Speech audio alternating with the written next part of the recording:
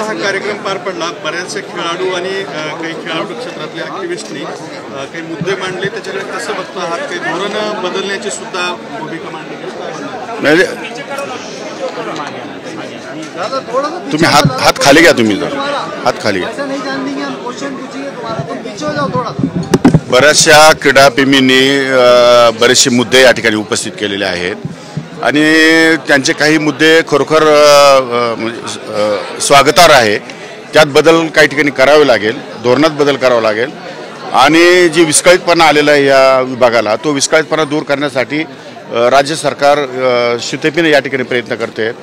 काही गोष्टी माननीय मुख्यमंत्री महोदयावर चर्चा करावी लागेल, कॅबिनेटमध्ये काही गोष्टी न्याव्या लागतील आणि जिथं जे शक्य आहे तिथं बदल करण्याची कार्यवाही सुरू झालेली आहे। उदाहरणार्थ की जिल्हा नियोजन मंडळातून 1% निधी हा या ठिकाणी क्रीडा संकुलाच्या मेंटेनन्ससाठी ठेवावं अशी विनंती माननीय मुख्यमंत्र्यांनी मान्य केली आहे। माननीय अजितदादांनी तसा GR पण काढलेला आहे। त्यामुळे दोन्ही उपमुख्यमंत्री आणि मुख्यमंत्री हे त्या गोष्टीला त्यांनी मान्यता दिली आहे। शिवाय दादांच्या तिथे एक मीटिंग झाली होती आणि त्या मीटिंगमध्ये 7 लाख रुपये जो आपला क्रीडा निधी होता त्याच्याऐवजी 25 लाखापर्यंतची मर्यादा या ठिकाणी वाढवलेली आहे। त्यामुळे जास्तीत जास्त निधी पण या ठिकाणी उपलब्ध करण्याचं मान्य केलं आहे सरकारने। त्यामुळे ग्रामीण भागामध्ये जास्तीत जास्त कसे आपल्याला या ठिकाणी क्रीडा सुविधा नेता येतील आणि इन्फ्रास्ट्रक्चर कसं उभं करता येईल त्या दृष्टिकोनातून सरकार प्रयत्नशील। सर, एक भाषणामध्ये बोलताना कृषी खात्यातल्या काही योजनांबद्दल बोललात, जसे की 1000 ट्रॅक्टर कृषी खात्याबद्दल भरभरून बोलताय, अजूनही खात्याबद्दल तुमचं प्रेम दिसतं, तर कृषी खातं गेल्याचं माझं खात्याचं गेल्याचं दुःख नाही, खातं आमच्याचकडे आहे। ते कृषी विभागाविषयी मला विशेष अट्रॅक्शन आहे, कारण या देशातला मोठा तरुण वर्ग हा कृषी विभागावर अवलंबून आहे आणि मोठा तरुण वर्ग हा स्पोर्ट्स विभागावर अवलंबून आहे। जवळपास जर आपण विचार केला तर 60 ते 62% तरुण यूथ हा या देशामध्ये आहे आणि हा यूथ जर आपण या ठिकाणी विधायक मार्गाला या ठिकाणी लावलं आणि चांगल्या खेळामध्ये त्याला गुंतवलं तर कदाचित राज्यामध्ये पोटेन्शियल, देशामध्ये पोटेन्शियल मोठ्या प्रमाणात वाढेल आणि म्हणून तो प्रयत्न आहे माझा।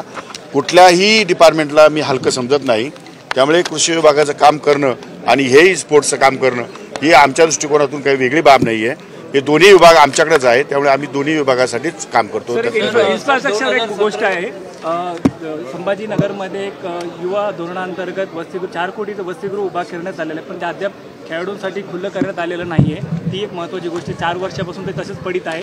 सुसज्ज इमारत तयार असूनही ती मी ती माहिती घेतली नाही, माहिती घेतो। तुम्ही सांगितलं मला ते बरं झालं, माहिती घेतो मी कशामुळे अडचणी आहे काय आहे ती माहिती घेतो आणि त्याप्रमाणे। सर, क्रीडा विद्यापीठ इथं छत्रपती संभाजीनगरला मान्यता झाली आहे, पण अजून त्याचं वर्षभरापासून त्याचा प्रस्तावच नाही आहे, त्याचं काम कुठपर्यंत अडकलं याची नाही। आता क्रीडा विभागाची मी काल माहिती घेतली, मी आता जाताना ती जागा बघणार आहे आणि लवकरात लवकर त्या ठिकाणी क्रीडा युनिव्हर्सिटीसाठी या ठिकाणी भरीव तरतूद करून त्या ठिकाणी युनिव्हर्सिटीचं काम प्रत्यक्षात सुरू करेल। बऱ्याच विद्यार्थ्यांनी आपल्याकडे तक्रार केली, क्रीडा संकुलावर ज्या जागा आहे अजून रिकामी, त्याचा काही उपयोग होत नाही। असं आहे की ज्या विभागामध्ये जे खेळ प्रामुख्याने खेळले जातात टप्प्याटप्प्याने ते सगळं डेव्हलप होईल। एका दिवसामध्ये विभागीय क्रीडा संकुलामध्ये 100 खेळ खेळले जाणार नाही, त्यामुळे ज्या खेळाचं प्राधान्याने प्राधान्याने जे खेळासाठी आवश्यकता आहे त्याचं इन्फ्रास्ट्रक्चर पहिलं उभं राहील आणि टप्प्याटप्प्याने दरवर्षी बजेट येतं, दरवर्षीच्या बजेटमध्ये त्याची प्रोव्हिजन केली जाईल आणि उर्वरित भाग सुद्धा या ठिकाणी निश्चितपणे खेळाखाली। क्रीडा संकुल 16 कोटी खर्च केलाय, त्याचं अजून तिथं काहीच मी अजून पाहिलं नाही। मी आता आज जाणार बघायला दोन्हीकडे, पण विभागीय क्रीडा संकुल, जिल्हा क्रीडा संकुल दोन्ही पण बघणार आहे। सर, तुम्ही जो आता संवाद साधला, खेळाडूंनी तुमचं कौतुकही केलं की आमच्या तक्रारी किंवा आमच्या समस्या जाणून घेतल्या, मात्र त्यांच्या बोलण्यातून असं स्पष्ट दिसतं की इतर राज्यांमध्ये खेळाडूंना सन्मान जास्त दिला जातो, मात्र महाराष्ट्रामध्ये कुठेतरी कमी आहे।